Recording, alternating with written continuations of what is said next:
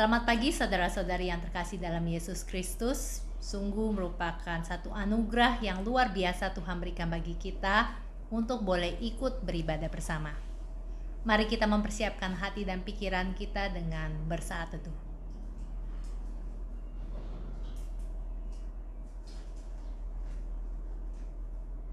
Mazmur 136 ayat 1-3 berkata demikian. Bersyukurlah kepada Tuhan, sebab Ia baik. Bahwasanya untuk selama-lamanya kasih setianya. Bersyukurlah kepada Allah segala Allah. Bahwasanya untuk selama-lamanya kasih setianya. Bersyukurlah kepada Tuhan segala Tuhan. Bahwasanya untuk selama-lamanya kasih setianya. Saya undang saudara-saudari untuk bangkit berdiri. Mari kita memberikan pujian dan hormat kita hanya kepada Dia. Hormat bagi Allah Bapa, hormat bagi anaknya, dan hormat bagi Roh Kudus.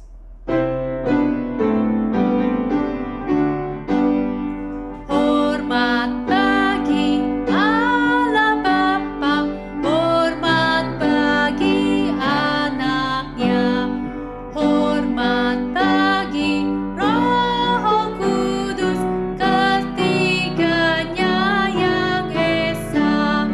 Haleluya, haleluya, ketiganya yang esa. Hormat bagi Raja Surga, Tuhan kaum manusia.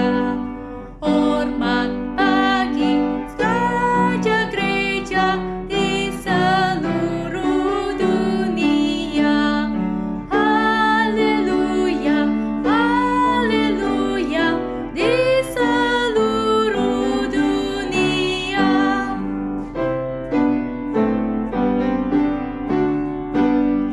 Haleluya, persembahan bala kerajaanmu diletakkan siang malam di hadapan tatanya.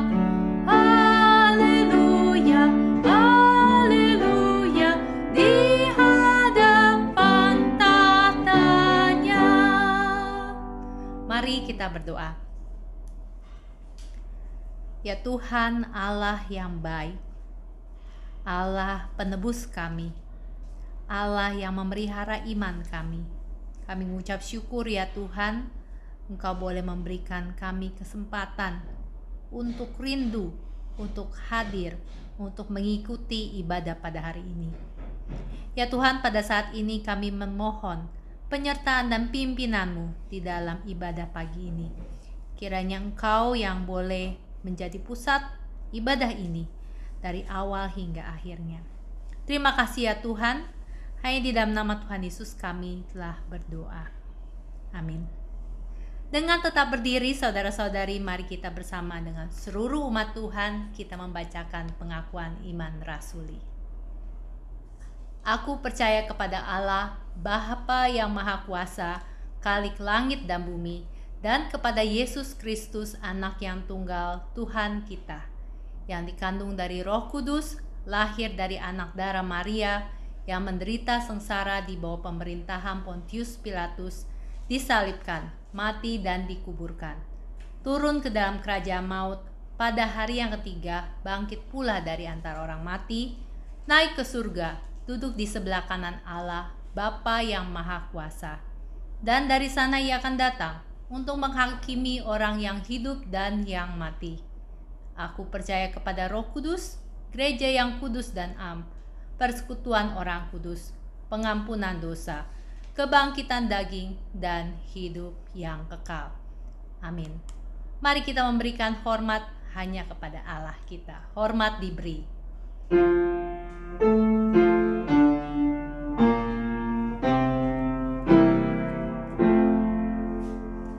Hormat diberi bagi Bapa, Anak, dan Roh Kudus, dari mula sampai sekarang dan seterusnya.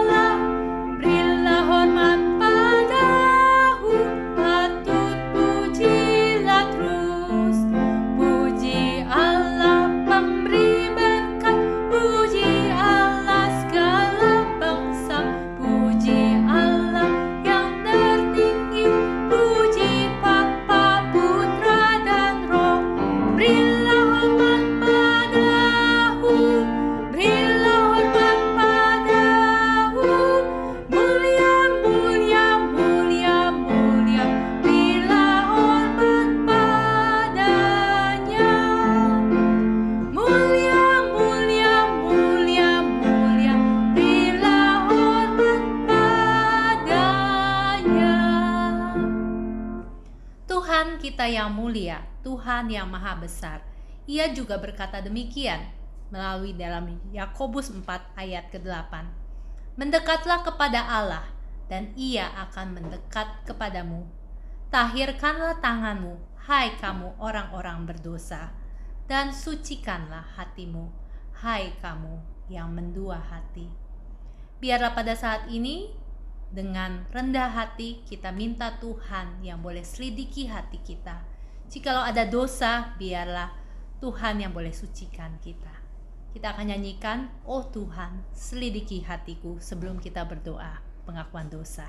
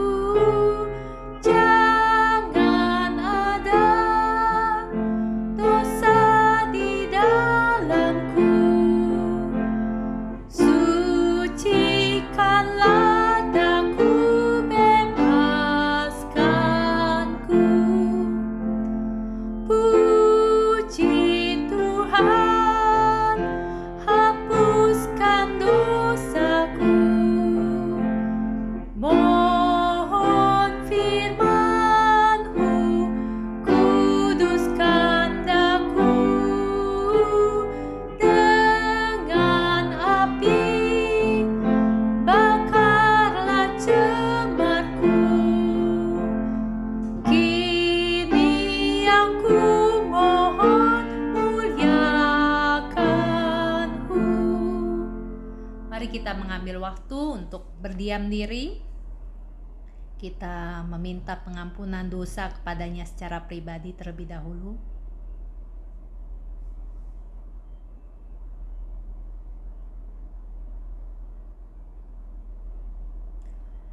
Ya Tuhan, Engkau telah mendengar doa-doa kami ya Tuhan.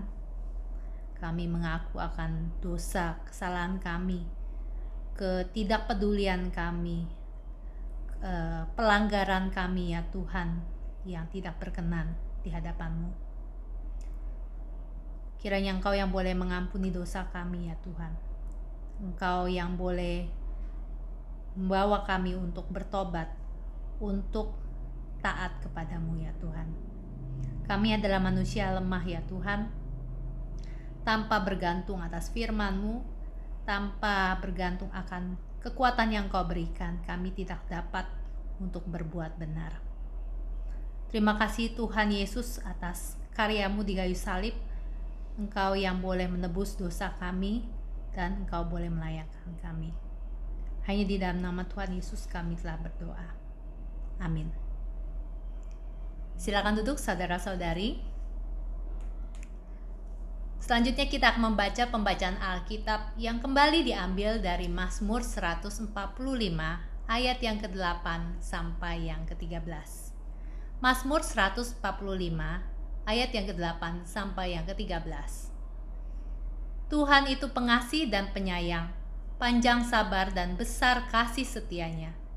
Tuhan itu baik kepada semua orang dan penuh rahmat terhadap segala yang dijadikannya. Segala yang dijadikan itu akan bersyukur kepadamu ya Tuhan, dan orang-orang yang Kau kasihi akan memuji Engkau.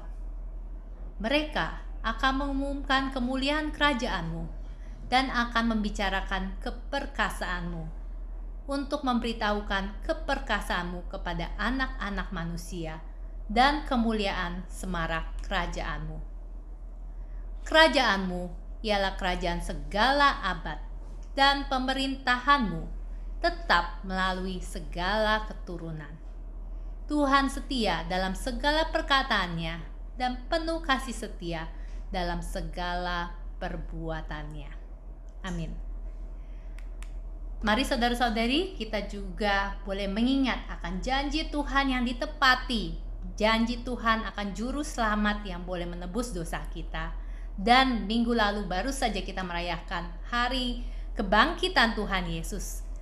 Tuhan yang mau mati bagi kita, dan Tuhan yang bangkit. Mari kita memuji Tuhan, kita memuji puji Yesus penebusku.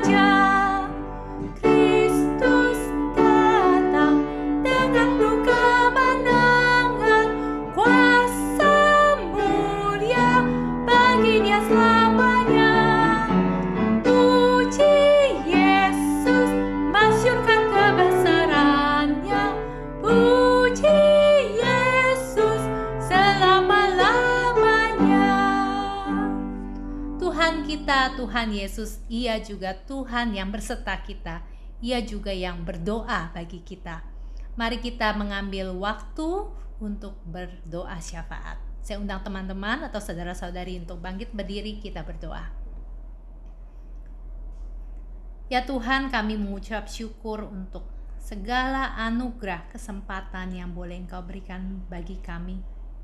Kami mengucap syukur ya Tuhan, Engkau memberikan kami kesempatan untuk mengenal-Mu ya Yesus. Terima kasih ya Tuhan untuk kesempatan bagi kami juga untuk berdoa. Ya Tuhan, pada saat ini kami mau menyerahkan diri kami masing-masing ya Tuhan.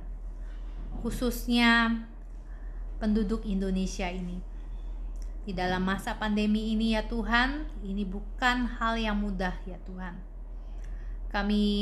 Jikalau kami melihat kembali, kami dapat melihat pemeliharaan-Mu ya Tuhan bagi kami, di mana Engkau membentuk kami, baik secara hubungan relasional dengan orang lain, bahkan juga terutama hubungan pribadi kami dengan Engkau.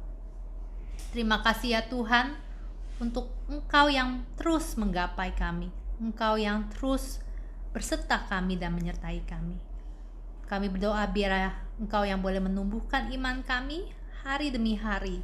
Engkau berikan kami kehausan untuk semakin mengenal-Mu, kerinduan untuk berdoa, bukan hanya untuk diri kami, tapi untuk orang lain. Kami juga menyerahkan ya Tuhan untuk saudara-saudari kami yang ada di NTT dan sekitarnya.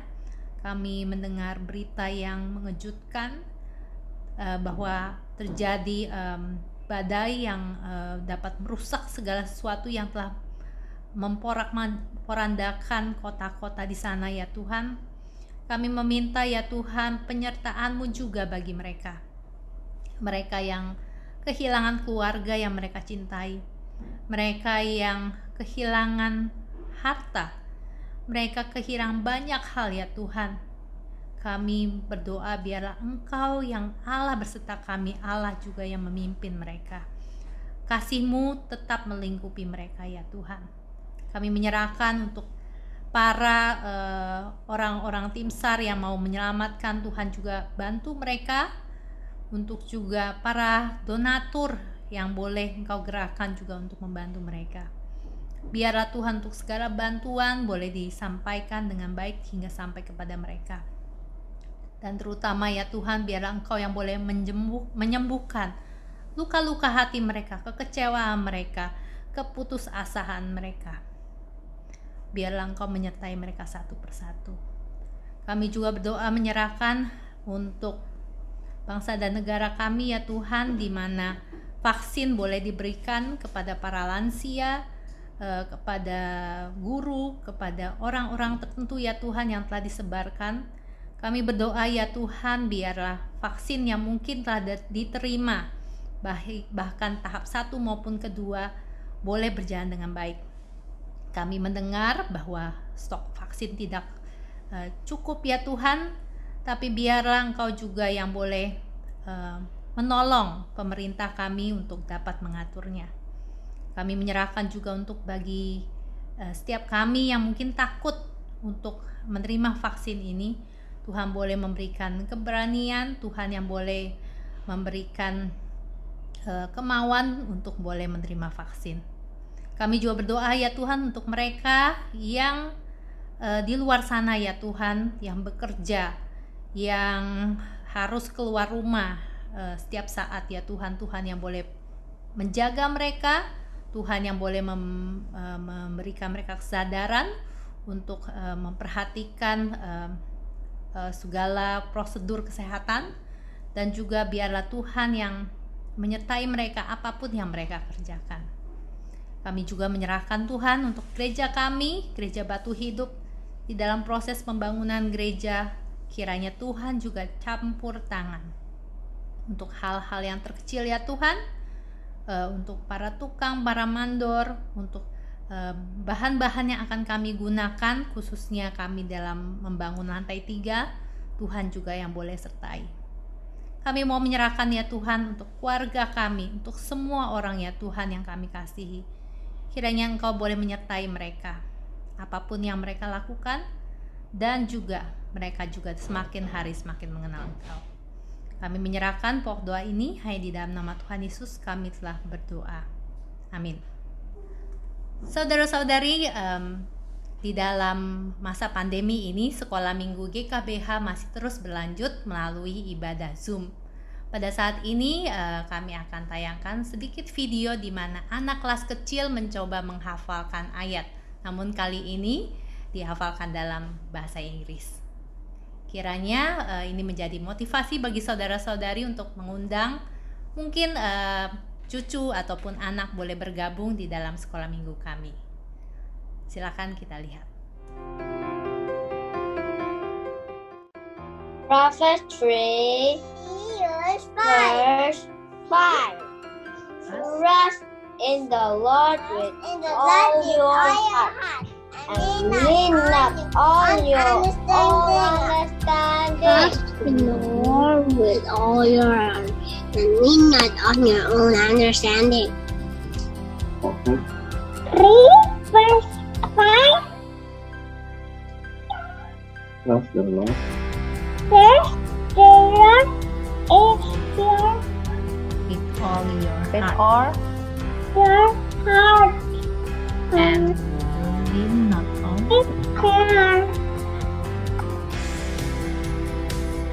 on your own understanding. Okay. trust with all your heart. and Trust in the the Lord Lord with with all your heart, Lean not not on your own understanding.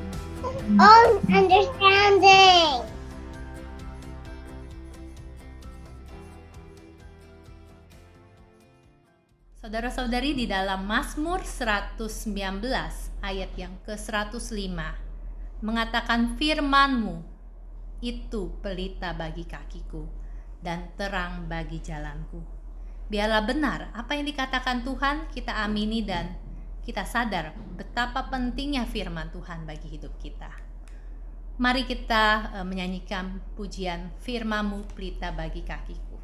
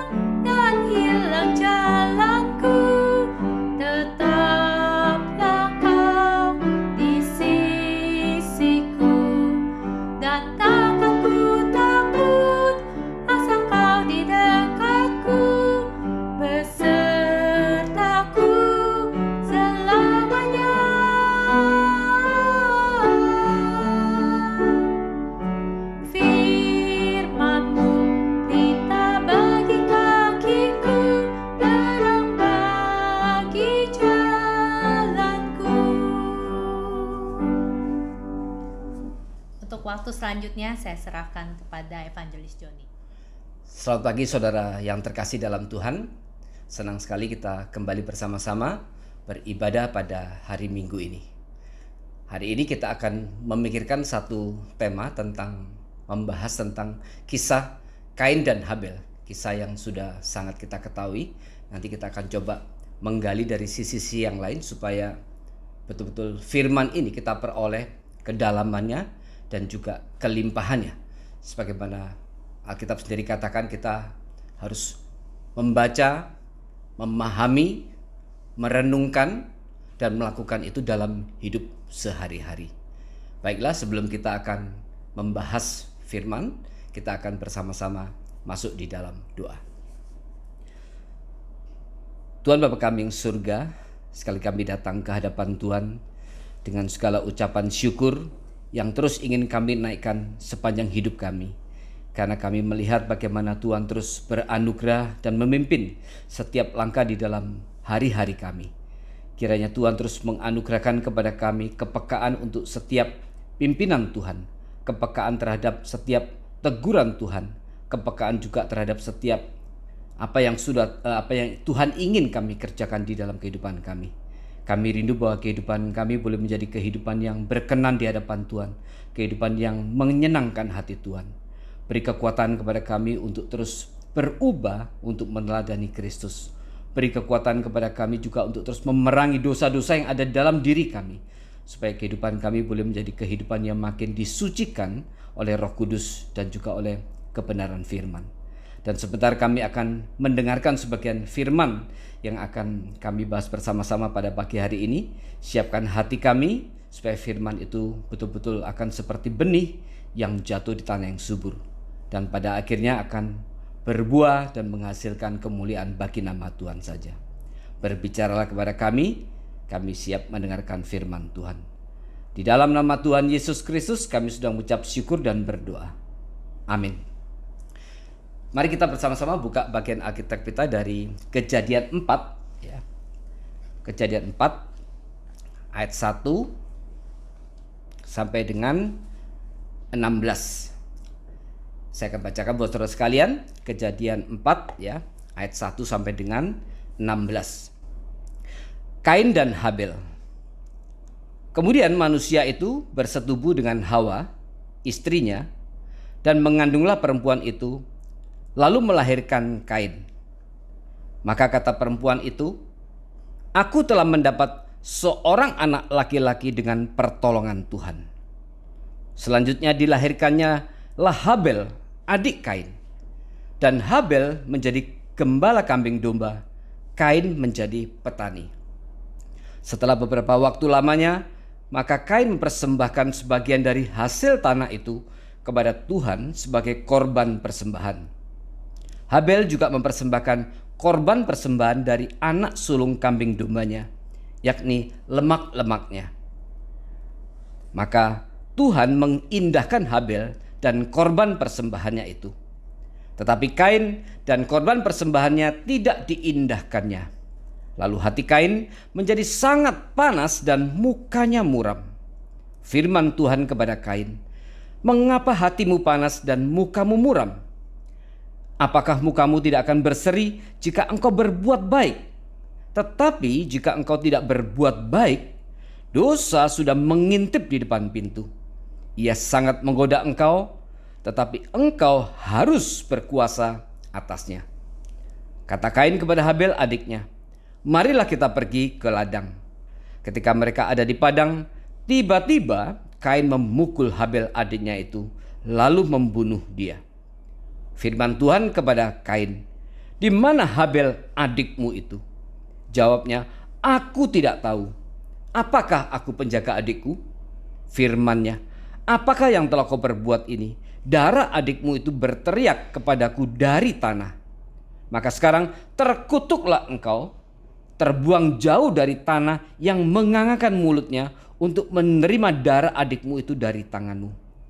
Apabila engkau mengusahakan tanah itu, maka tanah itu tidak akan memberikan hasil sepenuhnya lagi kepadamu.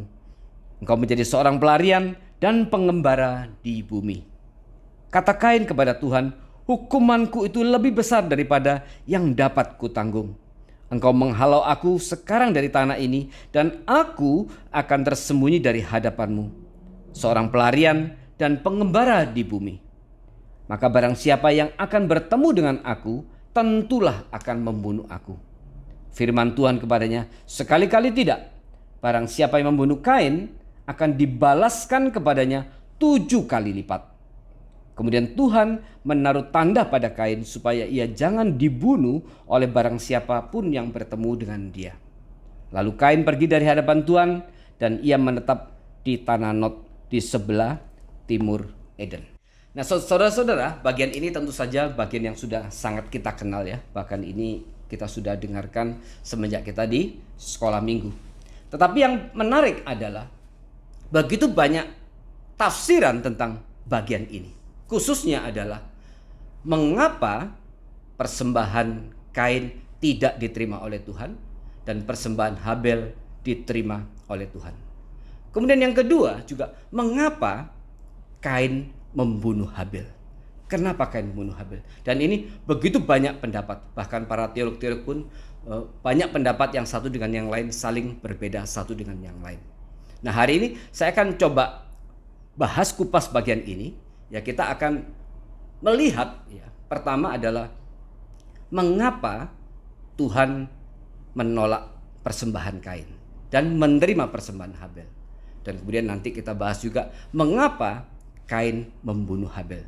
Dan kemudian nanti ada beberapa aspek yang lain yang akan kita bahas. Nah, saudara-saudara, ada satu prinsip di dalam penafsiran Alkitab, yaitu Alkitab menafsirkan Alkitab.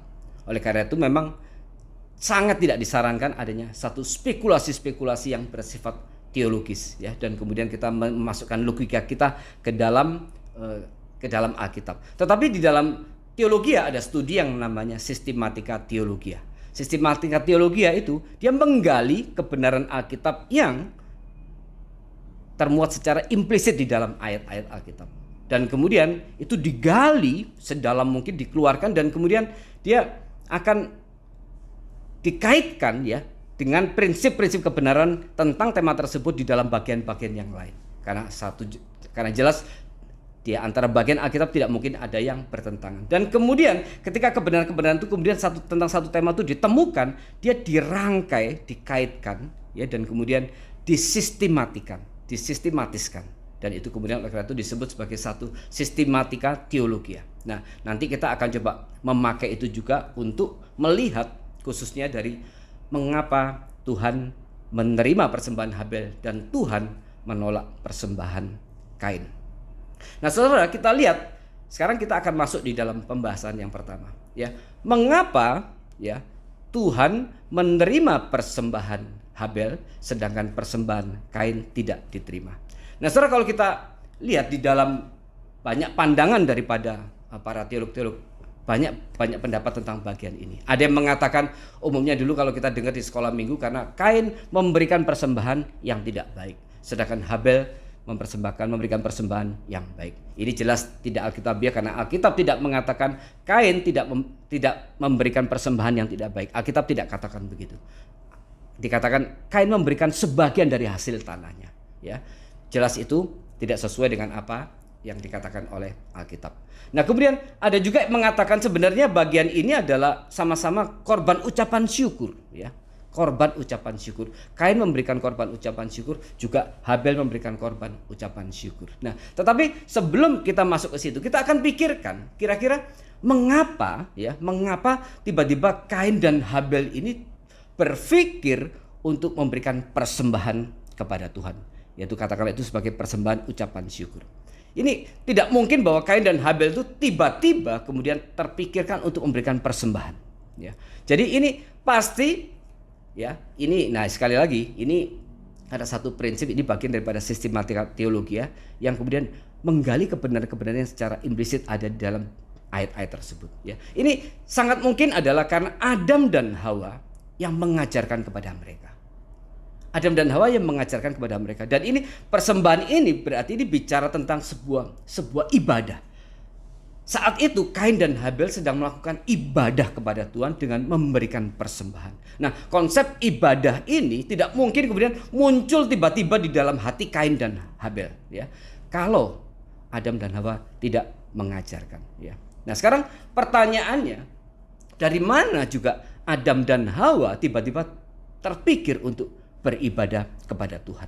Nah, di sini kemudian dikaitkan dengan satu peristiwa di mana kemudian setelah Adam dan Hawa jatuh di dalam dosa dan kemudian mereka menyadari ketelanjangannya, dan kemudian Alkitab mencatat mereka memetik daun ara dan membuat kemudian cawat untuk menutupi ketelanjangan mereka. Dan kemudian Tuhan tidak berkenan dengan pakaian dari daun itu. Dan kemudian dikatakan Tuhan membuat pakaian dari kulit binatang dan kemudian mengenakannya kepada mereka. Jadi Tuhan kemudian membuat pakaian dari kulit binatang dan kemudian mengenakannya kepada mereka. Nah, kalau Tuhan membuat pakaian dari kulit binatang, itu artinya Tuhan harus ambil sebuah binatang ya, dan kemudian Tuhan harus bunuh binatang itu. Nah, waktu dia dibunuh pasti dia berdarah dan kemudian dia mati ya, dan kemudian diambil kulitnya dan kemudian dipakaikan kepada Adam dan Hawa. Nah, ini banyak menafsirkan ini adalah konsep keselamatan yang Tuhan nyatakan. Jadi setelah Tuhan berkata bahwa keturunan perempuan itu ya akan meremukkan kepala ular, ini bicara soal proto Injil, Kristus pertama kali diproklamasikan ya, dan kemudian Allah melanjutkannya dengan memberikan sedikit bayang-bayang lebih jelas lagi tentang keturunan perempuan itu.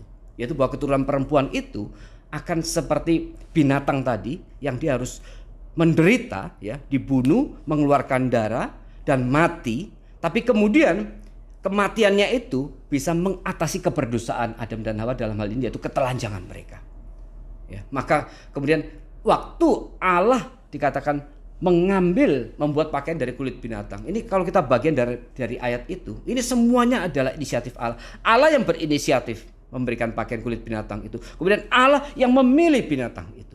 Dan kemudian Allah bunuh binatang itu. Dan kemudian Allah bikin pakaian dari kulit binatang itu dan mengenakannya kepada Adam dan Hawa. Ini berarti konsep keselamatan yang memang 100% adalah karya Tuhan, anugerah Tuhan. Manusia tidak berbagian di dalamnya. Bahkan pakaian itu pun harus Allah yang mengenakannya kepada Adam dan Hawa. Tidak kemudian Allah setelah pakaian itu jadi kemudian memberikan kepada Adam dan Hawa, silakan pakai sendiri. Tidak.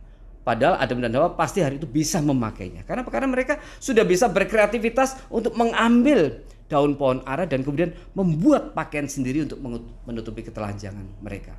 Jadi kalau Allah sudah bikin pakaian dari kulit binatang dan kemudian menyerahkan kepada Adam dan Hawa, silakan pakai. Mereka pasti bisa pakai. Tapi Alkitab mengatakan Allah pun mengenakannya kepada Adam dan Hawa. Nah ini berarti keselamatan memang 100% adalah anugerah Allah. Nah ini berarti ada konsep keselamatan yang Allah berikan sebagai satu bayang-bayang kepada Adam dan Hawa. Dan disinilah kemudian waktu binatang itu dibunuh, itu menjadi satu bayang-bayang juga bahwa ini nanti akan dilakukan, terutama dimulai di mana? Di zaman Musa, dengan aturan-aturan yang harus ada 5 persembahan, 5 macam korban yang Israel harus berikan kepada Tuhan. Dan dari 5 itu, 4 itu berkaitan dengan binatang, pembunuhan binatang, dan 1 berkaitan dengan hasil bumi, yaitu korban sajian. Nah, dari sinilah kemudian muncul konsep ibadah itu, di mana binatang itu ada satu binatang yang dikorbankan. Dan ini kemudian para teolog menggambarkan ini pasti kemudian berangkat dari sini. Dan kemudian Adam dan Hawa percaya kepada janji tentang keselamatan itu, yaitu keturunan perempuan yang akan menghancurkan kepala ular, di mana kemudian bayang-bayangnya Allah berikan lebih jelas lagi bahwa si Mesias itu akan mengalami penderitaan, mengucurkan darah dan kematian seperti binatang yang dibunuh oleh Allah tadi. Nah, disinilah kemudian muncul konsep ibadah. Artinya memang Adam dan Hawa inilah kemudian yang mengajarkan kepada Kain dan Habel. Itu pertama. Kemudian yang kedua yang menarik adalah mengapa Habel menggembalakan domba, memelihara domba. Kalau kita baca di bagian pasal 4 tadi, kalau lebih teliti, lebih detail, Kain anak pertama, dicatat kelahirannya pertama kali, kemudian baru nyusul Habel. Tetapi soal profesinya, Habel dicatat pertama kali. Perhatikan di ayat 2. Ayat pertama bicara soal kelahiran Kain, dan kemudian ayat kedua, Kejadian 4 ayat 2, selanjutnya dilahirkannya Habel adik Kain. Dan Habel menjadi gembala kambing domba, Kain menjadi petani. Nah, saudara perhatikan, kelahiran pertama kali pasti Kain karena dia anak sulung, kemudian menyusul Habel. Tetapi tentang profesi sebagai gembala kambing domba, Habel dicatat duluan, baru kemudian menyusul Kain sebagai petani. Nah, di bagian ini ada yang menafsirkan, di bagian ini Habel itu seperti menjadi semacam prototipe daripada Kristus yang adalah gembala. Dan kemudian di perjanjian baru dikatakan akulah gembala, dan kemudian memakai perumpamaan domba-domba. Dan kemudian yang kita pikirkan adalah saat itu saudara, manusia belum makan daging binatang. Daging binatang itu baru dimakan adalah pasca air bah. Pertanyaannya, mengapa Habel memilih menggembalakan kambing domba? Di antara semua banyak binatang ternak, mengapa Habel memilih menggembalakan domba dan kambing? Jadi mau dipakai buat apa? Sementara hari itu manusia belum memakan daging. Nah, disinilah kemudian ada teolog yang menafsirkan bahwa Habel memilih memelihara kambing dan domba dengan satu tujuan, yaitu apa? Itu dipakai nanti untuk korban persembahan. Dan artinya Adam dan Hawa sudah memilih kambing dan domba itu sebagai korban persembahan. Dan ini kemudian Habel memilih untuk menggembalakan kambing dan domba untuk satu tujuan itu, yaitu apa? Untuk memberikan persembahan sebagai korban persembahan kepada Tuhan. Sedangkan Kain, dia memilih untuk menjadi petani. Nah, di sini saudara-saudara, kalau kita perhatikan, akhirnya kita bisa lebih selangkah lebih maju lagi untuk menjelaskan mengapa Tuhan menerima persembahan Habel dan kemudian menolak persembahan Kain. Di sini ada teolog sebagian yang berpendapat bahwa persembahan Habel diterima karena itu berkaitan dengan iman di dalam Kristus.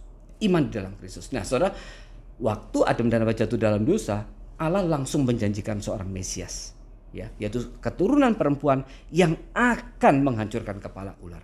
Maka kemudian semenjak itu iman orang-orang percaya dari bapak patriark itu mereka harus menyatakan, ya, iman mereka dengan percaya kepada janji itu dengan apa? Dengan mempersembahkan korban. Dan itu nanti dilakukan di zaman Musa. Tetapi bayang-bayang sebenarnya sudah dilakukan di hari itu, yaitu sudah diajarkan kepada Adam dan Hawa melalui contoh tadi waktu Allah membunuh binatang tadi. Meskipun tidak jelaskan binatang itu apa, ya. Tetapi berarti ini sangat mungkin memang itu kambing atau domba.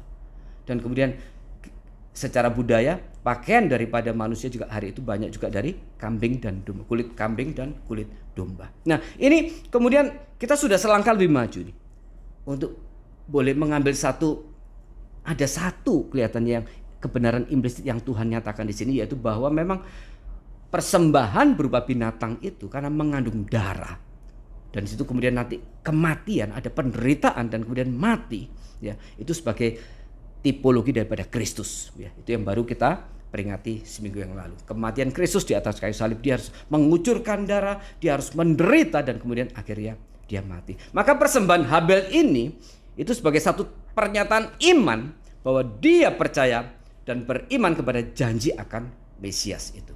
Itu yang pertama. Nah, di mana kita bisa lihat bagian ini? Nah, kita kembali pada prinsip Alkitab menafsirkan Alkitab. Nah, kita lihat sekarang bergerak ke perjanjian baru, yaitu di Ibrani 11 ayat 4.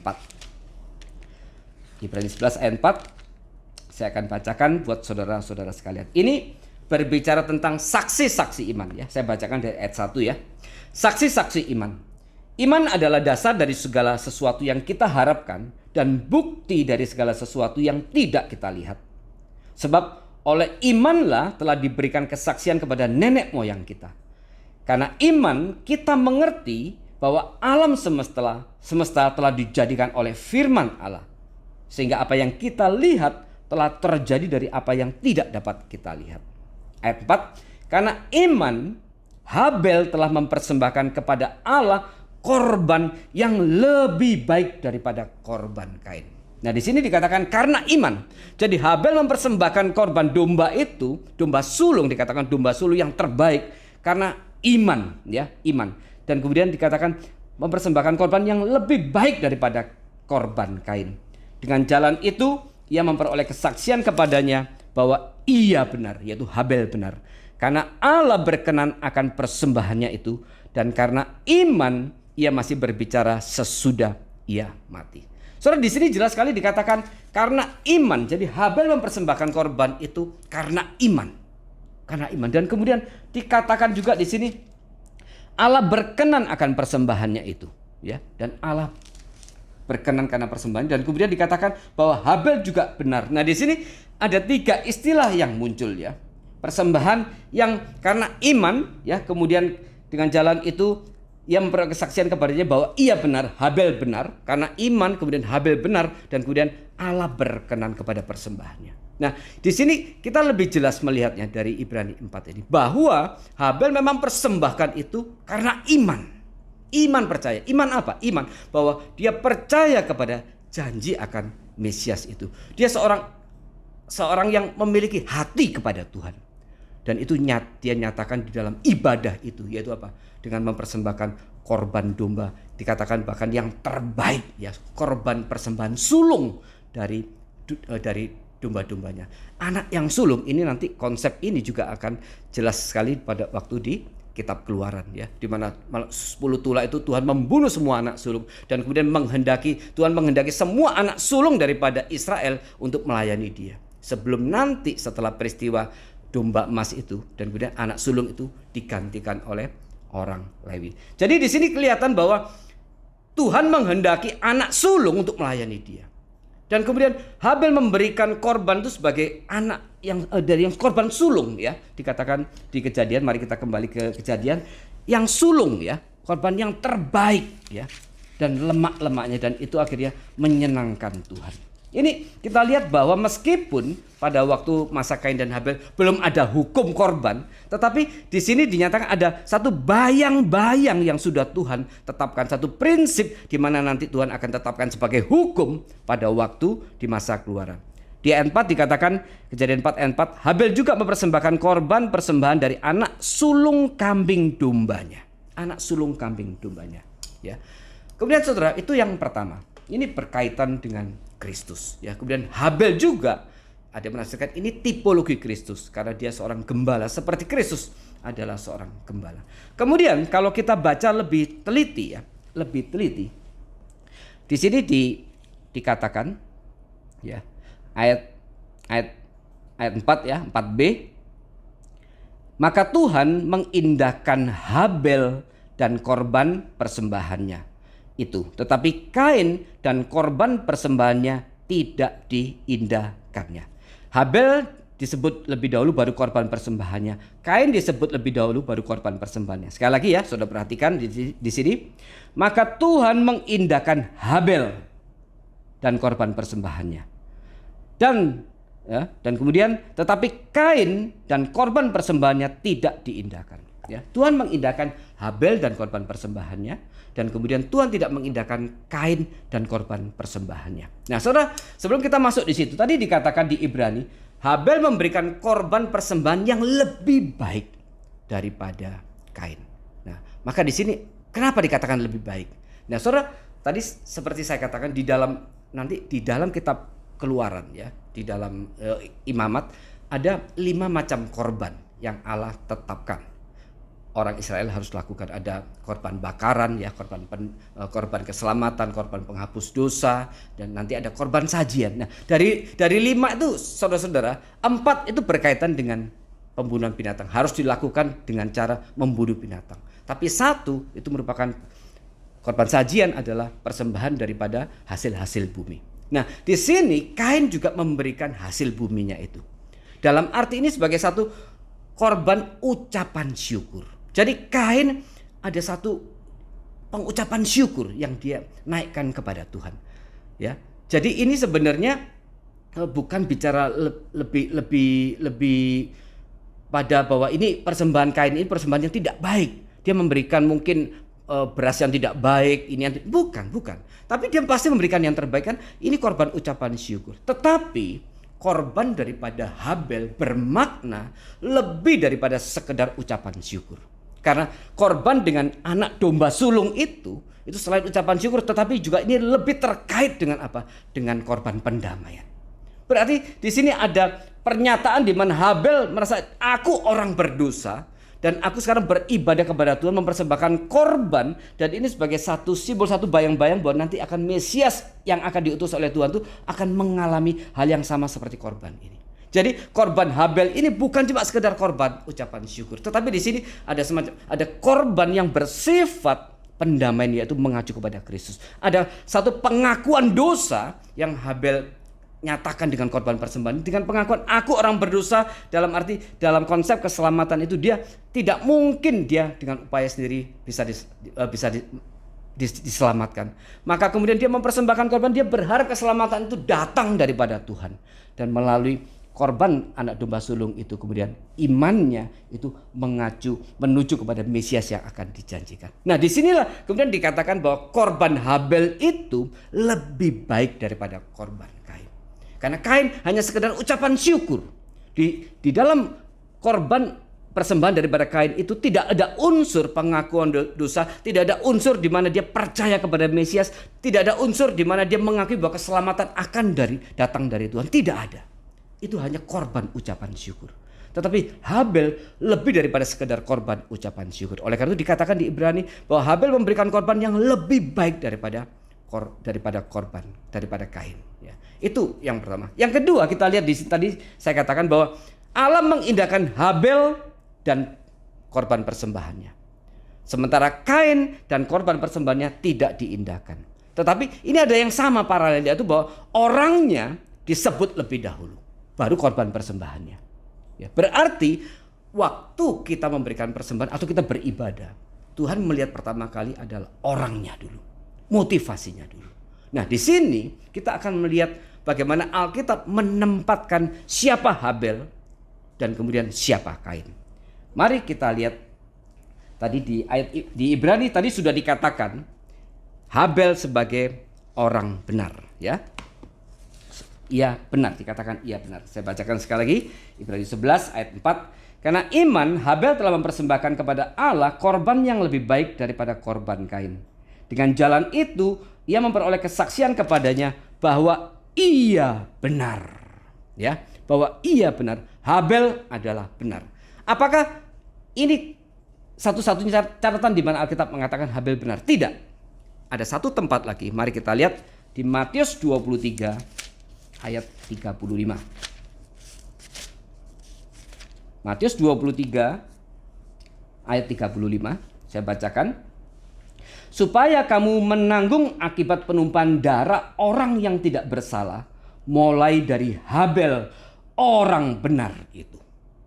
Ya, sekali lagi saya bacakan Matius 23 ayat 35. Supaya kamu menanggung akibat penumpahan darah orang yang tidak bersalah, mulai dari Habel orang benar itu. Ya, di sini Alkitab mencatat Habel sebagai orang benar. Bahkan kalau kita tadi kembali kepada Ibrani 11 ya, Habel nama pertama yang dicatat sebagai saksi iman. Bukan Adam dan Hawa, ya, tapi dimulai dari Habel. Berarti Habel adalah orang benar di hadapan Tuhan, ya, orang benar di hadapan Tuhan. Tetapi bagaimana dengan Kain? Mari kita lihat di 1 Yohanes 3 ayat 12. Bagaimana dengan Kain? 1 Yohanes 3 ayat 12. Bukan seperti Kain yang berasal dari si jahat dan yang membunuh adiknya, ya. Dan apakah sebabnya ia membunuhnya? Sebab segala perbuatannya jahat dan perbuatan adiknya benar. Nah, Saudara, di sini dikontraskan antara Kain dengan Habel, Kain dan Habel sebagai yang jahat dan yang benar. Saya bacakan sekali lagi 1 Yohanes 3 ayat 12. Bukan seperti Kain yang berasal dari si jahat dan yang membunuh adiknya.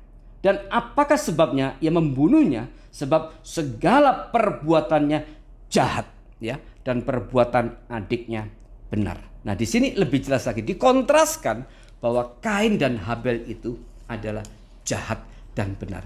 Kain mewakili orang jahat, ya, yang dikatakan dia dari si iblis itu, dan kemudian Habel dikatakan sebagai orang benar. Nah, maka di mata Tuhan waktu dikatakan Tuhan mengindahkan Habel dan korban persembahannya, orangnya dulu, Habelnya dulu. Kenapa? Karena Habel adalah orang benar di hadapan Tuhan.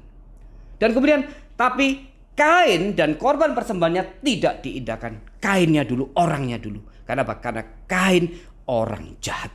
Orang jahat. Dan kalau kita lihat nanti di dalam bagian ini, Saudara, di perikop sebelumnya dan perikop setelahnya, memang ini bicara tentang dosa yang semakin besar. Dosa yang semakin besar. Ya, nanti kita akan bahas di bagian akhir. Ini ada dosa yang semakin besar. Nah, sekarang kejahatan Kain itu dinyatakan dengan apa? Kita lihat di dalam perikop pasal 4 ini ada kejahatan Kain yang makin lama memuncak, makin memuncak. Dikatakan Tuhan berkata kepada Kain sebelum membunuh Habel, ya. Setelah persembahannya ditolak oleh Tuhan, dikatakan kemudian di ayat ke-6, ya. Ayat ke-5b, ya. Lalu hati Kain menjadi sangat panas dan mukanya muram, ya. Hati Kain menjadi sangat panas dan mukanya muram. Saudara, ini mukanya sangat panas dan mukanya muram, itu kalau dalam bahasa aslinya itu seperti itu ada kemarahan yang sangat memuncak. Ini betul-betul kemarahan yang paling puncak yang ada terjadi di dalam diri Kain. Dan kemudian ini dekat dengan makna orang yang depresi. Ya, pengertian marah yang memuncak itu seperti orang yang depresi. Ya, beberapa bulan yang lalu bagian ini Pendeta Yesuali membahasnya tentang dikaitkan dengan depresi. Apa itu depresi? Dan kemudian ada yang menafsirkan, ya, Kain hari itu seperti memakai daripada teori dari psikologi dari Sigmund Freud, ya, yaitu psikoanalis. Itu mengatakan Kain itu merasa kemudian dia ditolak oleh yang dikasih, ya. Ada orang psikolog yang menafsirkan bagian ini, Kain itu merasa kehilangan akhirnya self esteem, ya, penilaian terhadap dirinya sendiri. Karena apa? Karena dia ditolak oleh yang dikasih, dalam hal ini Allah. Dia mempersembahkan sesuatu kepada Allah dan kemudian Allah menolaknya. Maka kemudian penolakan itu membuat dia akhirnya kehilangan self esteem. Dan itu membuat akhirnya dia terbawa dalam suasana di mana dia seperti akan mengalami satu depresi, ya, satu depresi. Depresi ini satu tekanan yang ke dalam, satu tekanan yang ke dalam. Dan kemudian dikatakan dia sangat panas, dia sangat marah, dia betul-betul marah memuncak. Dan nanti ini bagian ini akan kita bahas pada bagian kenapa dia membunuh Habel. Nah, tapi di sini adalah dosa Kain pertama kali adalah dia panas, ya. Dia iri sama Habel. Dia sebenarnya marahnya ke Tuhan, tapi akhirnya dilampiaskannya kepada Habel. Dan kemudian dia mulai merencanakan untuk apa? Untuk membunuh Habel. Dan kemudian dia mengajak Habel dengan menipu. Setelah dia panas, dia iri, kemudian dia mulai menipu Habel. Dia mengajak Habel pergi ke padang dan kemudian akhirnya dia bunuh. Dari iri, kemudian dia mulai cemburu, panas, kemudian dia mulai menipu Habel, menipu adiknya, dan kemudian dia bunuh. Ini ada dosa yang eskalasinya makin tinggi sampai akhirnya dia membunuh, ya. Dan kemudian kalau kita lihat di dalam perikop setelah perikop Kain dan Habel, itu adalah bicara soal keturunan Kain, Set dan Enos, di mana keturunan Kain memang digambarkan sebagai keturunan orang berdosa. Dan nanti keturunan Set adalah keturunan orang benar. Karena melalui keturunan Set itu kemudian orang pertama kali menyebut nama Tuhan. Memang Set di Kain adalah mewakili orang berdosa. Itu yang dikatakan jadi di 1 Yohanes 3. Memang Kain ini berasal dari si jahat. Dan dia dasar perbuatannya adalah jahat semata. Dan ini yang membuat akhirnya alasan kedua kenapa Tuhan menolak persembahan Kain dan menerima persembahan Habel. Karena Habel orang benar di hadapan Tuhan. Sedangkan Kain adalah orang jahat di mata Tuhan. Nah, saudara, ini hati-hati. Kita harus berhati di bagian ini. Karena apa? Berarti waktu kita beribadah atau waktu kita memberikan persembahan kepada Tuhan, konteks daripada Kain dan Habel adalah ibadah. Ada ibadah yang diterima oleh Tuhan dan ada ibadah yang ditolak oleh Tuhan. Nah, saudara, hari ini kita beribadah secara online. Jika kita melakukannya dengan sikap hormat, betul-betul dengan satu sikap yang sepatutnya, baik itu bahasa tubuh maupun hati, saya percaya di hadapan Tuhan kita akan seperti Habel. Tuhan akan melihat kita seperti orang benar di hadapan Tuhan. Karena kita melakukan ibadah itu dengan sikap yang selayaknya di mana kita harus beribadah. Ada orang yang berkata, yang penting hati, ya, nggak pakaian, nggak penting, mau dengerin pakai diranjang, pakai selimut, nggak penting. Yang penting kan hati, saudara. Alkitab mengatakan sikap tubuh, ya, dan sikap hati dua-dua Tuhan tuntut. Ya, dan prinsip itu kita bisa lihat di dalam misalnya di dalam kitab Imamat. Tuhan sangat mementingkan juga sikap tubuh, ya, dan juga sikap hati.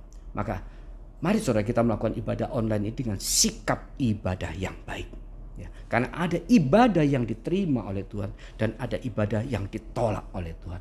Kain tidak mempersembahkannya dengan baik. Kemudian yang kedua, jika mengacu kepada orang benar dan orang jahat, berarti motivasi kita beribadah itu penting di hadapan Tuhan.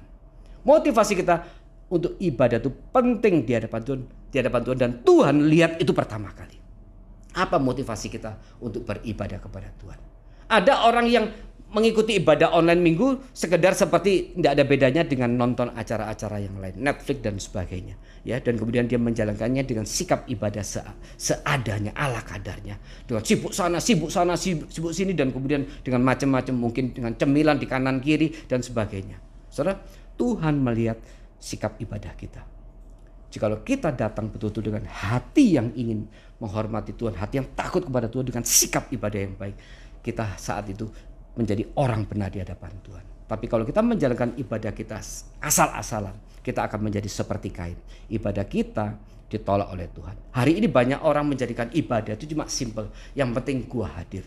Kalau zaman kuliah dulu yang penting pokoknya absen, ya. Orangnya nggak ada pun nggak apa-apa, yang penting absen. Nah, kita banyak menjalankan sikap ibadah seperti itu. Mari saudara kita perbaiki. Karena kita masih ibadah online ini masih akan sangat lama, ya, masih mungkin minimal 6 bulan lagi. Mari kita perbaiki sikap ibadah kita. Karena sikap ibadah juga yang salah itu ditolak oleh Tuhan. Nah demikian juga waktu kita memberikan persembahan kepada Tuhan, entah itu perpuluhan atau persembahan apa. Kalau kemudian kita ngomel, saudara, Tuhan tidak lihat persembahannya. Berapapun yang engkau berikan. Kalau ada orang mau persembahan 1 triliun kepada gereja, tapi kemudian hatinya ngomel, dan kemudian di situ ada satu sisi dia ingin membanggakan diri, saudara, 1 triliun itu ditolak oleh Tuhan. Nah, mari kita betul-betul datang kepada Tuhan dengan apa? Membereskan hati dulu. Hati yang benar di hadapan Tuhan, sikap yang benar di hadapan Tuhan, hati yang mengarah kepada Tuhan, itu dituntut sebagai satu syarat mutlak daripada sebuah ibadah. Nah, kita kembali ke sini. Dan ini ada eskalasi dosa yang makin membesar daripada Kain sendiri. Dan kemudian kalau kita bandingkan dengan perikop sebelumnya, Kejadian 3 bicara soal Adam dan Hawa yang jatuh di dalam dosa. Dan kemudian perikop pasal 4, Kain dan Habel. Apa bedanya? Saudara, di dalam Kejadian 3 untuk Hawa dan Adam dan Hawa jatuh dalam dosa perlu godaan dari luar, yaitu setan. Iblis itu yang menyamar sebagai masuk dalam ular itu kemudian menipu Adam dan Hawa. Artinya trigger daripada dosa itu dari luar. Tetapi di pasal 4 trigger daripada dosa itu muncul dari Kain sendiri. Dari Kain sendiri. Bahkan kalau kita lihat ini satu hal yang ironi adalah waktu Tuhan menyatakan satu perkenan kepada persembahan Habel, justru perkenan Tuhan itu kepada Habel itu menjadi satu alasan di mana Kain akhirnya membunuh Habel. Ya, waktu Allah mengindahkan persembahan Habel dan kemudian menolak persembahan Kain, di mana perkenan Allah kepada Habel justru akhirnya menjadi salah satu dorongan dia untuk membunuh Habel. Ini kita lihat, saudara, bahkan kebaikan Allah, ya, kebaikan Allah, satu sukacita yang Allah berikan, satu dalam kutip pujian yang Allah berikan kepada Habel, bahkan akhirnya menjadi alasan untuk si Kain membunuh Habel. Ini Alkitab mau mengatakan di mana dosa, setelah manusia jatuh dalam dosa, Adam dan Hawa jatuh dalam dosa, dosa itu akhirnya menguasai manusia lebih dan lebih lagi. Kuasa dosa itu akhirnya bekerja lebih besar lagi. Di sini di mana Kain itu muncul dari dirinya sendiri, tidak perlu digoda oleh iblis. Kalau tadi iblis memang si jahat yang menggoda Adam dan Hawa, tapi di pasal 4 ini adalah kebaikan Tuhan, perkenan Tuhan yang Tuhan nyatakan kepada Habel justru menjadi alasan Kain untuk membunuh Habel. Ini menunjukkan betapa dosa sudah semakin berkuasa di dalam diri manusia. Dalam ini diwakili oleh Kain. Dan kalau kita lihat nanti di perikop setelah ini, setelah Kain dan Habel, di mana kemudian ada satu keturunan Kain yang bernama Lamek yang kemudian juga melakukan pembunuhan kepada orang lain. Ia berkata, ya, kita lihat di Kejadian 4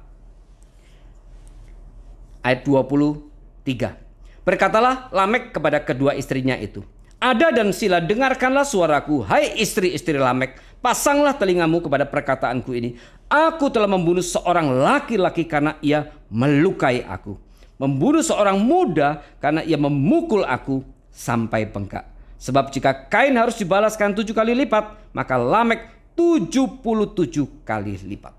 Nah, saudara perhatikan, ini keturunan Kain, si jahat itu yang berasal dari si jahat, akhirnya menghasilkan keturunan melakukan dosa yang sama dengan Kain, yaitu apa? Membunuh. Bahkan dengan alasan, kalau tadi ini Kain membunuh Habel, ya, ini ada faktor di mana Tuhan berkenan, ya. Tapi kalau di kasus Lamek ini betul-betul ini kasus yang sifatnya horizontal, ya, hubungan antar sesama. Dikatakan dia membunuh seorang laki-laki karena ia melukai aku, membunuh seorang muda karena ia memukul aku sampai bengkak. Dipukul sampai bengkak. Saudara, kalau bengkak ya sebentar juga sembuh. Tapi bagi dia itu sudah cukup alasan untuk dia membunuh. Nah, di sini di bagian ini Alkitab mau berbicara tentang memang dosa itu makin besar dan makin besar.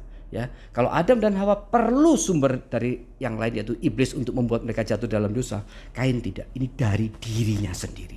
Dan kemudian nanti diteruskan oleh keturunannya, yaitu dari Lamek, dari dirinya sendiri.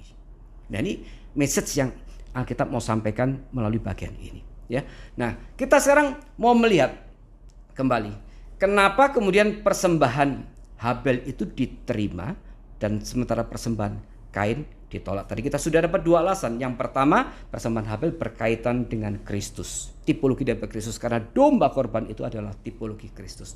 Dan kemudian Habel orang benar di hadapan Tuhan, sedangkan Kain adalah orang jahat di hadapan Tuhan.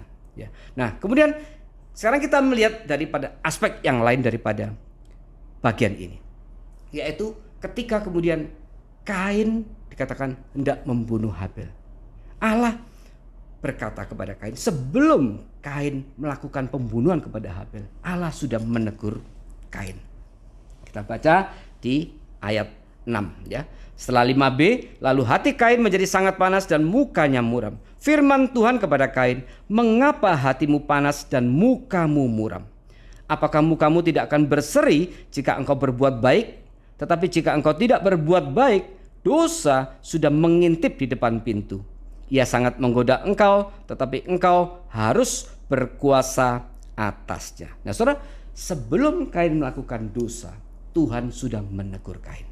Ini Alkitab menyatakan berkali-kali bahwa dosa itu pada mulanya bukan rancangan Tuhan.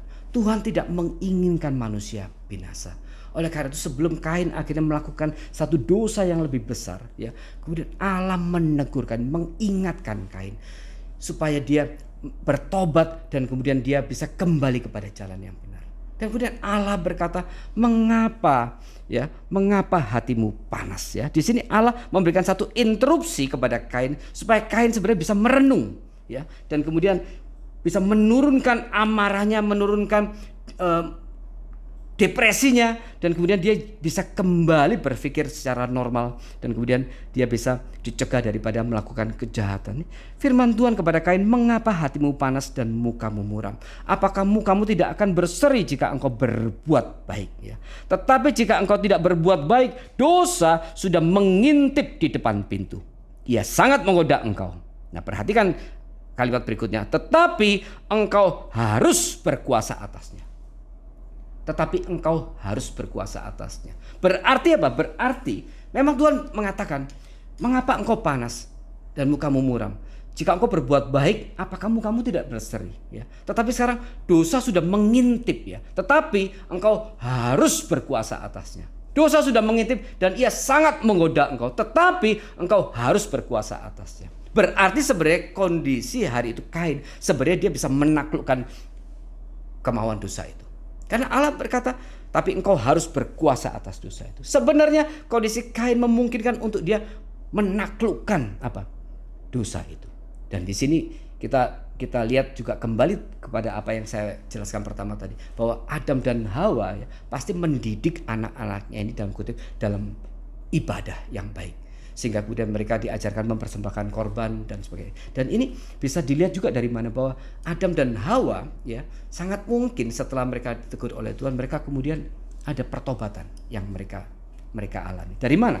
Coba kita lihat ya di ayat 1. Kejadian 4 ayat 1. Kemudian manusia itu bersetubuh dengan Hawa istrinya dan mengandunglah perempuan itu, lalu melahirkan Kain. Maka kata perempuan itu, aku telah mendapat seorang anak laki-laki dengan pertolongan Tuhan. Di sini Hawa mengakui adanya pertolongan Tuhan, dan bahkan kata Tuhan di sini dipakai Tuhan besar, dalam arti ini Yahweh. Kita tahu bedanya Yahweh dengan Elohim. Elohim adalah sebutan untuk Allah atau Tuhan, tapi Yahweh adalah Tuhan Allah yang berrelasi dengan manusia, Allah yang dekat dengan manusia. Maka di sini seakan ada pengakuan daripada Hawa bahwa Tuhan itu dekat dengan dia. Oleh karena itu dia merasa ini Kain ini adalah anugerah dari Yahweh kepadaku. Oleh karena itu dia sebut diberi namanya Kain ya, dalam bahasa Ibrani Kain. Itu dengan pertolongan Tuhan. Ini berkat Tuhan, anugerah Tuhan yang diberikan kepadaku. Itu yang pertama. Kemudian yang kedua, Hawa mengkaitkan nama Kain ini dengan apa? Dengan Kejadian 3 ayat 15. Waktu dikatakan keturunan perempuan itu akan menghancurkan kepala ular. Jadi Hawa, ya ini ada teolog menafsirkan, Hawa berpikir, menyangka inilah keturunan yang dijanjikan Tuhan itu. Sehingga dia menyambut Kain itu dengan sukacita. Dan kemudian dia mengaku ini adalah anugerah Tuhan, ini adalah berkat Tuhan. Nah saudara, kalau Adam dan Hawa tidak bertobat, tidak mungkin mereka kemudian berinisiatif untuk memberikan nama dan kemudian mengakui peristiwa itu sebagai satu berkat anugerah dari Tuhan. Nah dari sebagian ini sangat mungkin bahwa Adam dan Hawa memang bertobat saat itu. Dan kemudian ini diberikan dengan catatan ini, waktu memberikan nama Kain ya, dengan pertolongan Tuhan, pakai istilah Yahweh, dalam arti Tuhan itu yang berelasi juga dengan mereka. Ya. Tapi kemudian kita lihat di sini bahwa kembali kepada Kain. Jadi seharusnya Kain itu bisa menaklukkan dosa itu. Tetapi kemudian yang kita perhatikan lagi apa? Di ayat 7 ya. Setelah Tuhan berfirman kepada Kain, di sini Alkitab tidak mencatat Kain berespon terhadap Tuhan. Tidak. Tapi kemudian di ayat 7 dikatakan, di ayat 8, setelah Tuhan berfirman kepada Kain, Kain tidak menjawab, Kain tidak berespon. Tapi kemudian di ayat 8 dikatakan, kata Kain kepada Habel adiknya, marilah kita pergi ke padang. Ketika mereka ada di padang, tiba-tiba Kain membunuh Habel adiknya itu, lalu membunuh dia. Nah di sini kita lihat saudara-saudara, Kain tidak berespon terhadap teguran daripada Tuhan. Dan ini sekali lagi menegaskan memang Kain ini berasal dari si jahat. Kain ini adalah orang jahat. Dia tidak berespon terhadap teguran Tuhan. Tapi anehnya setelah dia bunuh Habel, jadi setelah Tuhan berfirman mengingatkan dia, bukannya dia berespon dan kemudian merenungkan kembali supaya dia bisa menguasai, menaklukkan keinginan-keinginan dosa dalam dirinya. Dia tidak lakukan itu, tapi dia malah kemudian ajak Habel ke padang dan kemudian dia bunuh. Ya. Dan setelah membunuh, kemudian Tuhan tegur Kain. Setelah itu baru dia berespon. Tapi beresponnya pun salah. Ya, Allah bertanya, di mana adikmu? Kain menjawab, emangnya aku penjaga adikku? Ya. Kemudian Allah langsung tegur. Di situ Kain berbohong kepada Tuhan. Di sini kita lihat dosanya makin besar. Kain berbohong kepada Tuhan. Ya, apakah memang aku ini penjaga adikku? Dia katakan gitu kepada Tuhan. Tuhan langsung, darah adikmu berteriak dari tanah. Dan kemudian Allah nyatakan hukuman kepada Kain. Dan di sini dosa yang makin besar. Di sini kemudian Allah mengutuk Kain, ya. Ya. Di ayat 11, maka sekarang terkutuklah engkau, terbuang jauh dari tanah yang mengangkat mulutnya untuk menerima darah adikmu itu dari tanganmu. Terkutuklah engkau. Saudara, waktu Adam dan Hawa jatuh dalam dosa, Allah tidak mengutuk manusia. Yang Allah kutuk adalah ular berjalan dengan perutnya, dan kemudian Allah mengutuk tanah. Tentang manusia, tentang Adam dan Hawa hanya dikatakan Adam akan bekerja lebih keras dan kemudian Hawa kesakitan waktu bersalin dibuat akan sangat banyak. Tetapi Adam dan Hawa tidak dikutuk. Tetapi waktu peristiwa Kain ini Allah mengutuk Kain. Ini menyatakan memang ini si jahat. Dan kemudian di bagian ini Alkitab juga tidak mengatakan Kain ada penyesalan atau pertobatan. Tidak ada. Tidak ada. Dia kemudian malah berargumen terus dengan Tuhan. Hukumanmu terlalu berat bagiku. Aku tidak sanggup menanggungnya. Tapi kita lihat sekali lagi di sini Tuhan juga masih menyatakan kasih. Memang dia mengutuk Kain, tapi dia masih menyatakan pemeliharaan secara umum kepada Kain. Tidak, aku akan memberikan tanda kepadamu sehingga engkau tidak akan dibunuh oleh siapapun yang menjumpai engkau. Allah masih menyatakan kasih pemeliharaan kepada Kain. Di sini kita lihat bagaimana Allah dari awal itu senantiasa adalah Allah yang berinisiatif menyatakan kasih pemeliharaan kepada manusia. Dia tidak ingin semua binasa. Dia tidak ingin itu, tetapi manusia akhirnya dengan kebebasannya memilih untuk menjalani jalan kebinasaan. Dia sudah peringatkan Kain, tapi Kain tidak pedulikan firman Tuhan, tidak pedulikan teguran Tuhan, dan kemudian dia memilih untuk menjalani jalan kebinasaan itu. Nah, saudara, ini akhirnya menjelaskan kepada kita akhirnya kenapa Kain membunuh Habel. Ya, itu yang pertama. Kemudian yang kedua, mungkin juga ada pengaruh daripada orang tua. Ya, misalnya tadi dikatakan Hawa memberikan nama Kain kepada Kain anak yang pertama, tapi kemudian memberikan nama Habel. Apa artinya Habel? Habel itu berarti kesia-siaan. Dan kemudian itu dikaitkan dengan mungkin dengan umurnya yang singkat. Jadi ini ada dua perbedaan ya Hawa antara kelahiran Kain dan kelahiran Habel. Waktu kelahiran Kain ada satu suasana di mana dia bersuka cita, dia mengaminkan ini anugerah Tuhan, ini berkat dari Tuhan dengan pertolongan Tuhan, dan dia menyambut dengan sukacita. Tetapi Habel dia tidak menyambutnya dengan sukacita, dan oleh karena itu dia kasih nama Habel. Dalam arti ini kesia-siaan, mungkin dikaitkan juga dengan umurnya yang singkat. Maka kemudian ada teolog juga yang menafsirkan, ini mungkin ada perbedaan di mana dia mendidik antara Kain dengan Habel. Di mana Kain sebagai anak sulung mungkin mendapatkan banyak keistimewaan.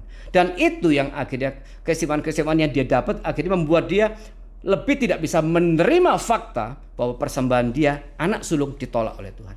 Tapi persembahan adiknya justru diterima. Karena ada keistimewaan-keistimewaan yang dia terima dari khususnya dari Hawa. Dan ini menjelaskan, saudara sekali lagi, cara kita orang tua mendidik anak-anak kita. itu sangat penting. Waktu kita membeda-bedakan anak-anak kita lebih sayang sama si A, kurang sayang sama si B, kurang sayang sama si C berbahaya. Kita sedang menanamkan satu bom waktu di dalam relasi antar mereka. Hati-hati. Semua anak anugerah Tuhan itu tanggung jawab kita. Maka jangan berikan satu status yang lebih kepada anak yang manapun dengan alasan apapun. Semua anak itu kita harus menyatakan kasih yang sama, perhatian yang sama, dan kita memberikan tanggung jawab dan kewajiban yang sama. Karena semua itu adalah anugerah Tuhan yang harus kita didik baik-baik. Nah, saudara, di sini kita melihat bahwa sesuai dengan tema daripada khotbah hari ini, yaitu spiritualitas dan dosa. Nah, di sini saya mau mengajak saudara melihat daripada sisi Kain itu. Dan juga Habel dikatakan orang benar, sedangkan Kain dikatakan orang jahat. Di sini kita lihat dari peristiwa Kain memiliki satu relasi yang sangat buruk dengan Tuhan. Memiliki relasi yang sangat buruk dengan Tuhan. Dan mungkin ada juga menafsirkan oleh karena itu waktu Kain mempersembahkan persembahan hasil bumi itu, karena dia tidak memberikan persembahan yang terbaik seperti yang dituntut oleh Tuhan, ya. Sebenarnya dia bisa aja datang kepada Habel dan kemudian minta seekor domba. Minta domba yang terbaik. Bisa dia lakukan. Tapi itu Kain tidak lakukan. Karena apa? Karena dia ini memiliki satu relasi yang kurang baik dengan Tuhan. Ada satu spiritualitas di sini daripada Kain yang sangat buruk, dan itu akhirnya membuat dia akhirnya terjatuh di dalam dosa. Sedangkan Habel dikatakan sebagai orang benar. Spiritualitas dalam pengertian relasi dengan Tuhan. Waktu kita memiliki satu relasi yang benar dengan Tuhan, relasi yang baik dengan Tuhan, relasi yang intim dengan Tuhan, itu akan menjadi satu kekuatan bagi kita untuk menjalani kehidupan kita. Dan khususnya untuk menaklukkan dosa-dosa yang ada di dalam diri kita. Oleh karena itu Alkitab tuntut kita untuk merenungkan firman itu siang dan malam setiap hari.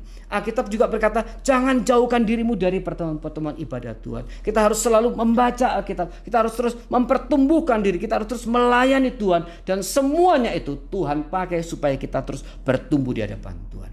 Dengan satu inti daripada yang menjadi sentral pada kerohanian kita adalah intimacy with God, yaitu kedekatan kita dengan Tuhan, keintiman kita dengan Tuhan. Berarti apa? Spiritualitas itu menjadi satu hal yang sangat mutlak harus kita pelihara baik-baik.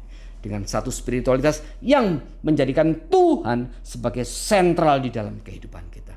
Tuhanlah yang menjadi pusat dan bukan kita. Yang pertama, kita harus memiliki satu spiritualitas yang baik di hadapan Tuhan. Dan kemudian itu sesuatu yang harus kita rawat seumur hidup kita. Melalui segala hal yang Tuhan sudah anugerahkan kepada kita. Oleh karena itu, saudara-saudara, penting juga bagi kita untuk memilih apa? Memilih pergaulan kita. Untuk memilih pergaulan kita. Karena pergaulan kita itu akan sangat mempengaruhi nanti cara pikir kita. Mempengaruhi juga kemana jalan hidup kita. Mempengaruhi mimpi-mimpi kita. Kalau kita salah memilih pergaulan, di situ kerusakan sangat mungkin akan terjadi dalam diri kita. Dan Tuhan sudah memberikan guidance kepada kita. Bagaimana kita harus juga memilih pergaulan yang baik. Bagaimana kita harus terus memelihara kedekatan dengan Tuhan. Itu yang pertama, spiritualitas, yaitu intinya adalah intimacy with God. Kedekatan kita dengan Tuhan. Hati yang terus mau mengarah kepada Tuhan seperti Habel. Yang kedua, spiritualitas yang baik itu bicara tentang bahwa Tuhanlah yang menjadi pusat kehidupannya. Pusat daripada spiritualitas itu adalah Tuhan dan bukan kita. Maka kita mau seumur hidup kita hanya melakukan apa yang Tuhan mau kerjakan dan bukan apa yang aku ingin kerjakan. Dan di sini saya ingin sekali mengajak saudara-saudara memikirkan sekali lagi apa yang ingin saudara-saudara kerjakan buat Tuhan seumur hidup saudara-saudara. Nah, ini salah satu hal kelemahan daripada banyak orang Kristen, tidak punya fokus. Dia akan kerjakan apa buat Tuhan. Dia tidak punya fokus. Dia hanya menyerahkan hidupnya itu seperti hari lepas hari saja, hari lepas hari. Sehingga kemudian di sini dia mengalami satu kesulitan untuk memelihara keintiman dengan Tuhan. Dan waktu kemarin kita bahas di Komsel Couple, ada satu pertanyaan yang kita pergumulkan, yaitu mengapa ya orang masih tidak mengasihi Tuhan? Mengapa orang tidak mengasihi Tuhan?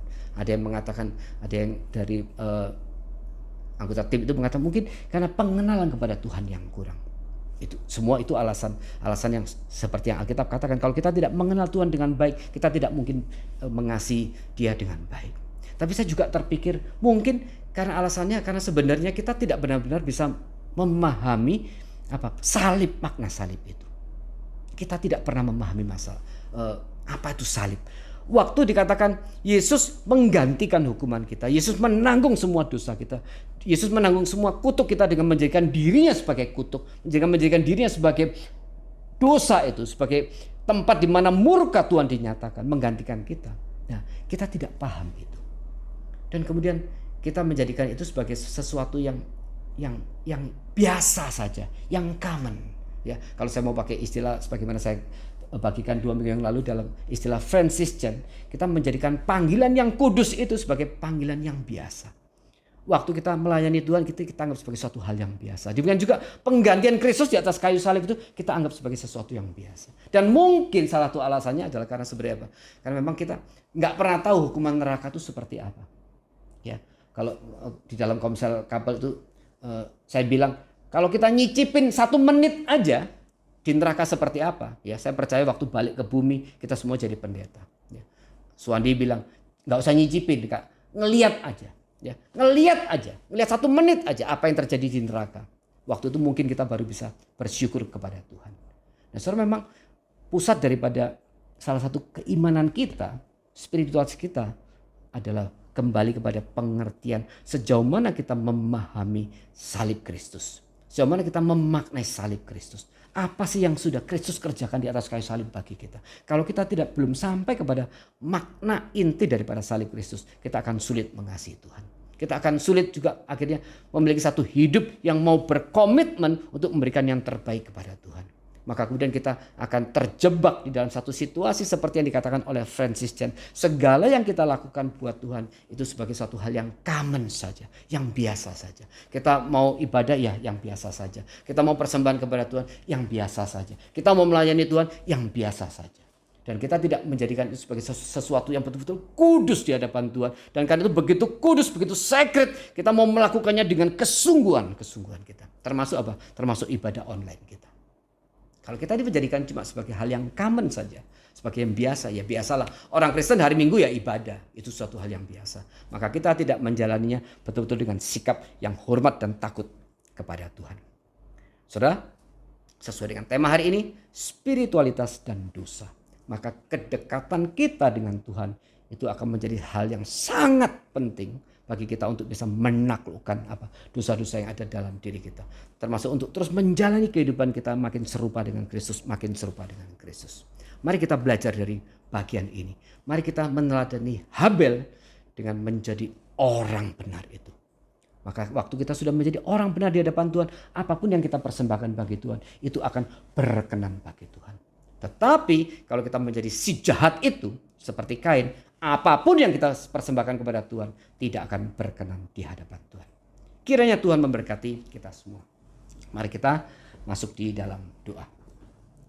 Tuhan, terima kasih Bapak untuk bagian ini di mana kami boleh belajar sekali lagi dari Kain dan Habel. Ampuni kami jikalau mungkin tanpa disadari selama ini kami menjadi orang jahat seperti Kain. Kami seringkali menganggap segala panggilan Tuhan, pelayanan Tuhan itu sebagai sesuatu hal yang biasa saja. Dan kemudian kami menjalani ibadah juga dengan sikap yang biasa-biasa saja. Tanpa ada sikap hormat, tanpa sikap takut kepada Tuhan. Dan kemudian kami berpikir dengan kami cukup hadir saja, kami hadir dalam ibadah online, kami menonton online itu. Maka Tuhan pasti berkenan kepada kami. Bersyukur bahwa Tuhan menyatakan tidak. Kiranya ini boleh menegur kami dan akan memperbaiki sikap ibadah kami. Bukan hanya ibadah di dalam hari Minggu, tetapi menjadikan hidup kami yang adalah seluruh ibadah kepada Tuhan, menjadikan itu lebih baik lagi. Kami ingin mempersembahkan yang terbaik kepada Tuhan dengan cara kami menjadikan diri kami sebagai orang benar di hadapan Tuhan. Orang yang hatinya terus mengarah kepada Tuhan, yang selalu ingin menyenangkan Tuhan, yang selalu ingin memuliakan Tuhan. Kami terus mau mengingat makna daripada kematian Kristus di atas kayu salib. Menggantikan hukuman kami. Menghapus dosa-dosa kami. Dan membawa kami kepada kemuliaan surgawi. Kami mau bersyukur untuk itu. Bersyukur untuk kematian Kristus. Bersyukur untuk kebangkitan Kristus yang sudah menaklukkan kuasa maut. Dan hari ini kami mau serahkan hidup kami sekali lagi ke hadapan Tuhan. Kiranya Tuhan dengan segala kasih, dengan segala kelembutan Tuhan. Dengan segala juga amarah dan teguran. Tuhan boleh terus nyatakan dalam hidup kami. Supaya hidup kami terus boleh menjadi satu spiritualitas yang terus bertumbuh dengan baik di hadapan Tuhan. supaya kami boleh menjadi orang yang berkenan di hadapan Tuhan. Kami serahkan setiap domba-domba jemaat di tempat ini ke dalam tangan Tuhan. Tuhan pimpin mereka di dalam setiap pergumulannya. Tuhan akan pertumbuhkan mereka menjadi orang yang akan terus bertumbuh di hadapan Tuhan. Menjadi orang yang berkenan di hadapan Tuhan. Dan Tuhan akan melihat mereka sebagai orang benar di hadapan Tuhan. Sehingga apapun yang mereka persembahkan kepada Tuhan dengan segala sukacita, dengan segala hormat, dengan takut kepada Tuhan, dengan segala motivasi bagi kemuliaan nama Tuhan, Tuhan akan menerimanya juga dengan segala sukacita. Terpujilah namamu, Allah Bapa, Allah Putra, Allah Roh Kudus dari selamanya sampai selamanya. Di dalam nama Tuhan Yesus Kristus kami sudah mengucap syukur dan berdoa. Amin. Mari saudara, kita responi firman Tuhan dengan memberikan persembahan. Kita angkat pujian, jadikan aku saluran berkat.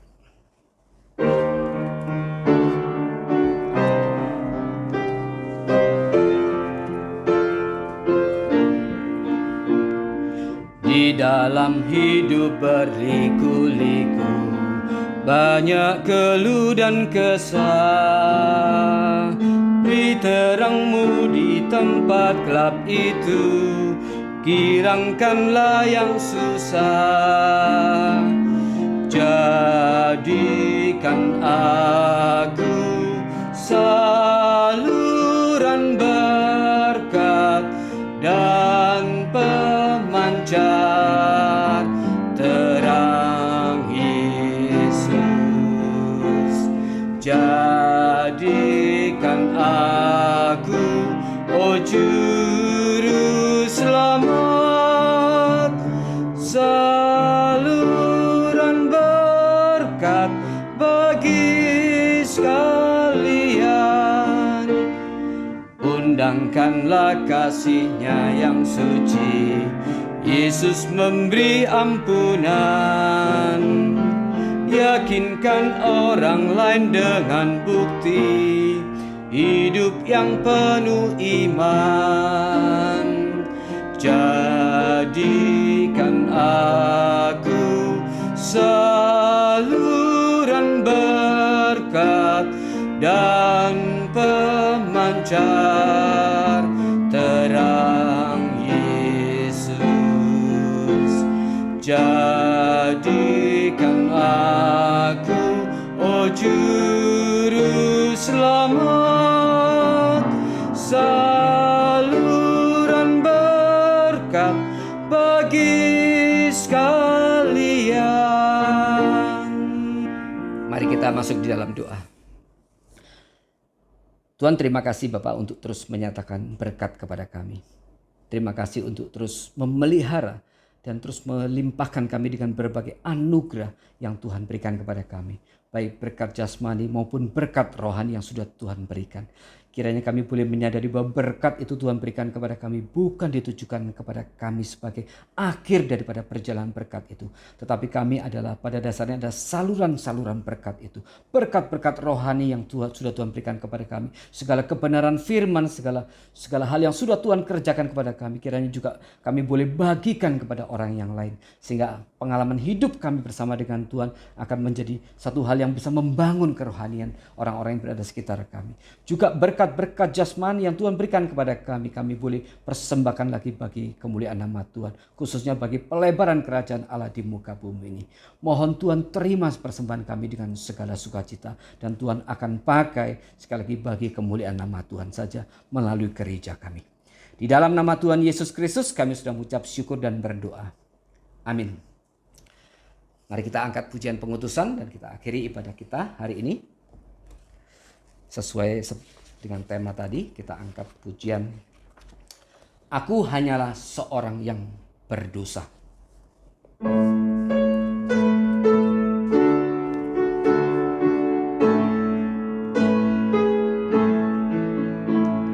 Semua milikku hanya ku terima, waktu ku percaya pada Yesus. Congkak dan megah aku tolak, ku hanya seorang berdosa. Aku berdosa, selamatlah. Anugerah Tuhan selamatkan. Pujilah Yesus muliakan Bapa. Kini ku telah selamatlah. Tangis tak guna, jasa tak ada. Kehidupanku tunggu binasa. Aku berada dalam dosa, namun ku mendapat anugerah. Aku penuh dosa, selamatlah. Anugerah Tuhan, selamatkan. Pujilah Yesus, muliakan Bapa. Kini ku telah selamatlah. Kini ku telah diselamatkannya. Hatiku penuh dengan gembira. Ku mau selalu memujinya, karena ku telah diselamatkan. Aku penuh dosa, selamatlah.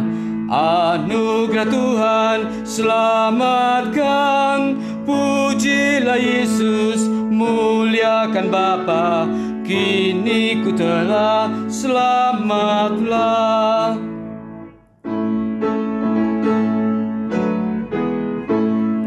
Dulu dosa merintah hatiku, menjauhkan langkahku dari Tuhan. Kini Injilnya ku beritakan, karena ku telah diselamatkan. Aku penuh dosa, selamatlah. Anugerah Tuhan, selamatkan. Pujilah Yesus, muliakan Bapa. Kini ku telah selamat. Berdiri, aku penuh dosa. Aku penuh dosa, selamatlah. Anugerah Tuhan, selamatkan. Pujilah Yesus, muliakan Bapa. Kini ku telah selamatlah. Jemaat yang dikasihi Tuhan, siapkan hatimu untuk doa berkat.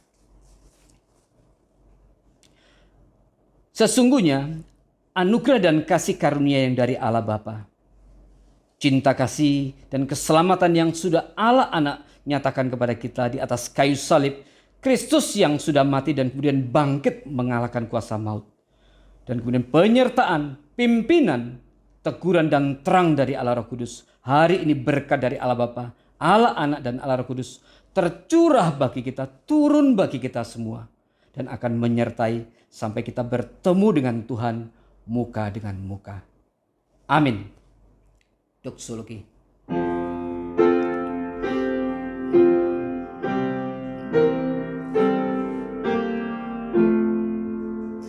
Puji Allah Bapa Putra, puji Allah Rohul Kudus, ketiganya Yang Esa. Pohon selamat, sumber berkat. Amin.